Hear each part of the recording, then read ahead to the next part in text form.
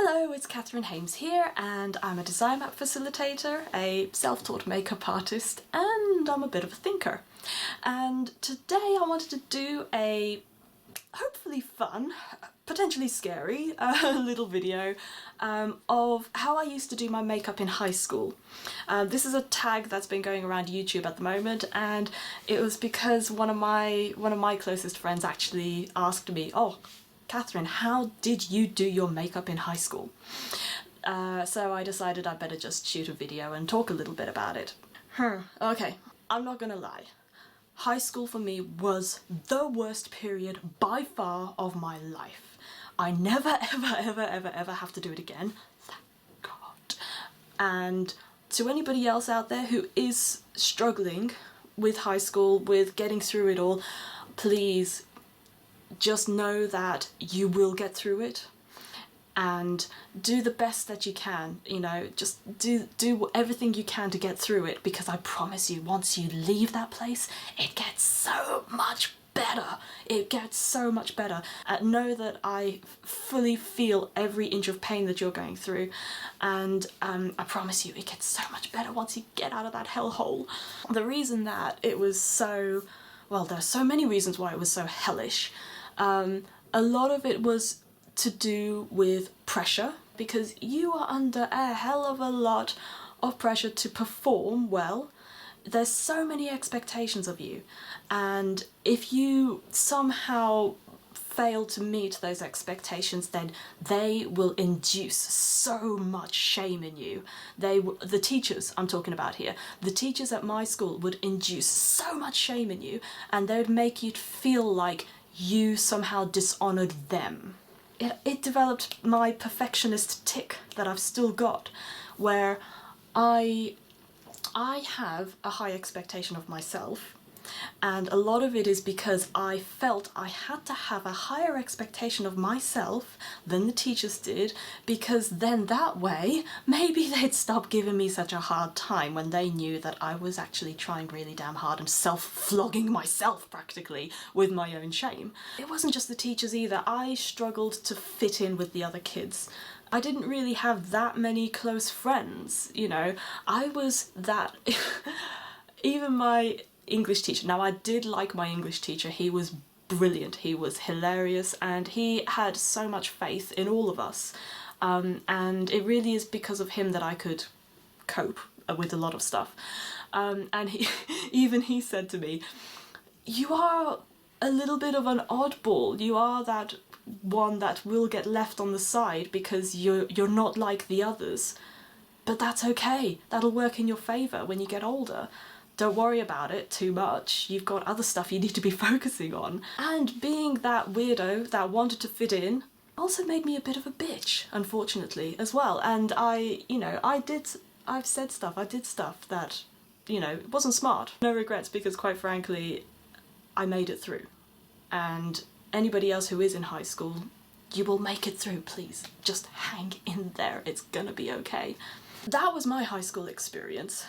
What did I do for makeup? Now the thing is that it was really strict at my school when it came to anything like that. You're not supposed... We had uniforms. Until you were in sixth form, you're not allowed to wear makeup at all.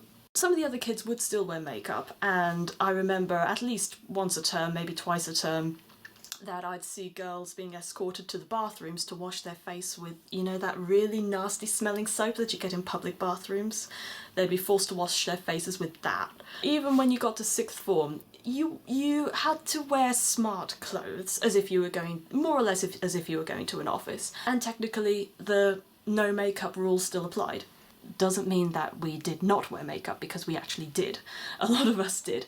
So it was a question of having the most natural no makeup look you could make for yourself at the time. But yeah, let's just get into it. I would always pull my hair back, and after cleansing, toning, moisturising, which I always did, then I'd go straight in with foundation. Now here's the thing, my mum used to share an awful lot of her makeup with me, and she was the one who really got me into makeup. Yeah, so the reality is I can't remember all of the products that I used back then. What I decided to do for this video was to look at some of the stuff that my mum has given me relatively recently, because she gives me a lot of stuff as well. Anything that she doesn't use, anything she doesn't want, she gives it to me to make space for herself in her own cupboards. So what I'm going to do is I'm just going to use some of the stuff that she's given me. So I'm just going to take a foundation, any one. Better shake it. That's better. I would always do one pump at a time, and then I've just got a mirror over here so I can see what I'm doing. I always use my fingers and just started putting it on to cover up all the spots. I used to have the same acne as a teenager as well, all in the same places, so not a lot has really changed in the last, what, 12 years? I'm revealing my age. Just gonna... I would try to blend it into my neck, but I know that I didn't always succeed in doing it. Okay, so with that would give me my main sort of mask. But then what I would do is that this was around about the time when the Touche Éclat first came out, the Yves Saint Laurent one. Now, I didn't want to buy another one because the trouble is I've actually become allergic to all Yves Saint Laurent products in the last 10 years. If I even put anything in my hands by that brand, then my hand starts burning, so I can't put it on my skin either, unfortunately. But I used to use the Touche Éclat, and so what I've done, I've actually looked around and tried to find something that's similar enough, and incidentally 17 do the Skin Wow concealer, which is so similar in packaging as well. So let's have a look. And what I would do with this, I would use it to highlight my under eyes, because here's the thing, right, the Touche Éclat, when I first got to it, this is quite similar actually. The Touche Éclat, when I first had it, then they always made it out to be like this amazing all-in-one kind of concealer. And so what I would do is I would just rub it in with my fingers even. Yep, that's familiar. Because they marketed this as something that could be used for all kinds of concealing, then I actually also used to use this on my acne to try and hide it. Yep, just like that. Oh, okay, and then I would use my fingers to blend it in. God, I think this actually does a better job than the Touche Éclat, even. Plot twist for you. When bronzers first started getting really popular, this was easily 10, 12, 13 years ago, then everybody was doing it. And the makeup girls at the makeup counters, especially Benefit, back then, they were always wanting to bronze up your skin. And it got to the point where people were starting to say, do you remember Tango? Those orange fizzy drinks? Yeah, and they just say, God love, you've just been tangoed. And I hated it. I hated it, I hated it. I did not want to be any other colour than my skin tone. So why should I be any other colour than my skin tone? And I used to have, this was bad.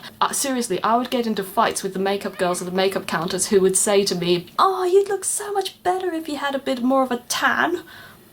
Really? They would always just try to darken my skin tone, and I didn't like it at all. I'm pale. You know, that's the way I wanted to be. So that was always a bit of a turn-off. So I was perennially terrified of bronzers until literally earlier this year. Until earlier this year, I was terrified of bronzers. Duh, that's my bronzing story. I would usually reach for the cheaper stuff, like her Max Factor, this was the Facefinity Compact Foundation, and I would take the sponge. I would use the sponge. Then I didn't realise that you could pack. Then I would actually wipe it on like this. Yes, that's familiar. Because I thought that's what you did. I didn't know that you could dab, dab, dab, dab, dab. And then I'd also just try to do a bit of the neck, but inevitably what would happen is I'd stop at about there as well. So I'd blend it into about here and then that's it. Yeah, so this would be my main mask. I didn't really use eyeshadows unless it was the weekend, and that at the weekend that's when I would literally go bananas and I'd have so many different colours on my eyes because I loved colours. Outside of the weekend I would use the soft kohl eyeliner pencil from, I think this is the Rimmel one. They still sell it, and I always found it ironic they called it soft kohl because it's not soft. I'm slightly scared of using this because it is really not very soft on the eyes, so here goes. Or at least I don't remember it being soft. Oh no, wait! That's softer than I remembered it. Oh, well, hallelujah. Here's the thing as well, I used to pull everything tight, and I would draw the thinnest line as I could to my lashes, so that it was as unoffensive and unobtrusive as possible whilst still outlining my eye. And often I'd be in a bit of a rush doing this in the morning, so what would actually happen was that because my eyes are quite a little bit oriental, so they actually slope downwards a little bit, sometimes I would actually accidentally go further down like that. I'm pleased that this pencil is softer actually, because it used to be so hard and it would scratch on my eyes and everything. I was a bit of an emo kid as well, so when I was feeling particularly emotional, then I would also do the waterline as well with this. Yep, like that. That's what I used to do. And I would then borrow my mum's mascara. And I don't know what she actually had. So I've literally just grabbed another one that she gave me. She gave me a sample of the Ico Black Magic Mascara Drama and Curl. So I'm just gonna give it a shot. It's funny because my eyes would be lined with kohl like this. I didn't really bother with eyeshadows or anything for school. Then the other people thought that I wasn't just emo, they always said that I was a goth. No. Yep, that's about right. And my cheeks used to be a lot pinker, had a lot more pink in them back then as well, so I didn't need to use a blush per se. But if I did use a blush, it was only ever at the weekend when I knew it would be safe. Again, I would just use whatever my mum had. So right now I've just got, she always had these very pinky ones. This is a bit of a darker pink. It's the L'Oreal Le Blush Rosewood. This is probably a bit darker than what I would have used back then, but I would always use the little brush that they had. Yeah, literally no more than that. Otherwise the teachers would realise that you're wearing makeup. And then soap. And so then to top it all off, what I would do, because I couldn't wear lipstick because makeup rules, so I'll just take any lip balm I had. I used to use for lip balm a brand called Lipsil, and they had all of these lovely, they had all these amazing flavours like apple, strawberry, cherry, and whatnot, and I was obsessed with lip balms. I still am to an extent, and I just used to use that really for my lips, just to keep it moist, because my lips used to chap a lot. That really was it. This is what I would do to go for high school. Yeah, this was it. This was my no makeup look that I used to go to school with. And actually, you know what, it still kind of works. So this was what I used to do for my makeup in high school. I hope that you enjoyed this. And if you had a great time in high school, if you're having an amazing time in high school, then oh, so much power to you, love you for it, and have an awesome time. If you're not having a great time in high school, then just hang in there, please hang in there, because it will all be over soon enough, and then you've got the rest of your life to get over it, and it's gonna get so good for you, I promise you, okay? Yeah, in the meantime, I hope you are well, and we'll catch up soon.